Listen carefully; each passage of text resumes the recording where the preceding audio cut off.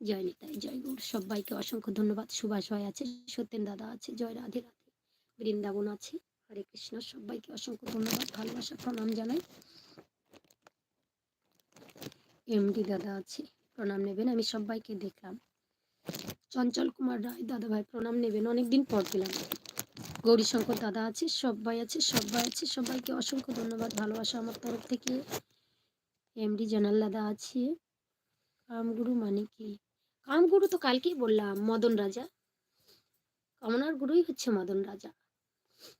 মদন রাজা যদি মদন হচ্ছে কামের গুরু, আর মদন মোহনকে শ্রীকৃষ্ণ। তো মদন মোহন এমনি হতো না যদি রাধারানী বামে না যদি থাকতেন। তো কামের দেবতা সেই মদন রাজা কোথায় গিয়েছিল? বৃন্দাবনে ধাবিত হলো। দুটা বান মারলো সেই ব্রহ্মাকে, আর কি করলো?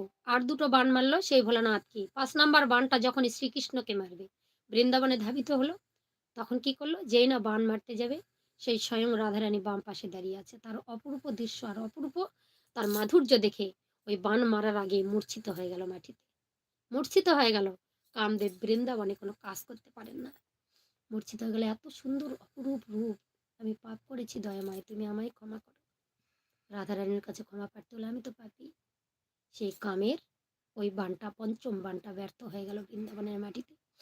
জয় নিতাই গৌর, হরি বল হরি বল। বেলা শোনা আছে, সবাই আছে, সবাই আছে, সবাইকে অসংখ্য ধন্যবাদ, ভালোবাসা জানাই।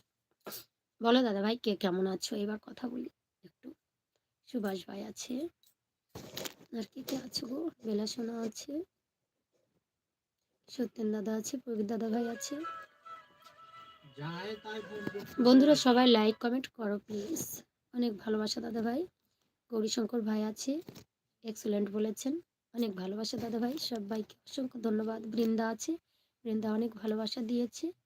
সত্যেন্দ্রনাথ বর্মন, জয় রাধে রাধে দাদা ভাই। সুভাষ ভাই আছে, সবাই আছে, সবাই আছে, সবাইকে আমার তরফ থেকে সশ্রদ্ধ প্রণাম জানাই। হরে কৃষ্ণ, হরি বল, হরে কৃষ্ণ, জয় নিতাই, জয় গৌর, হরি বল।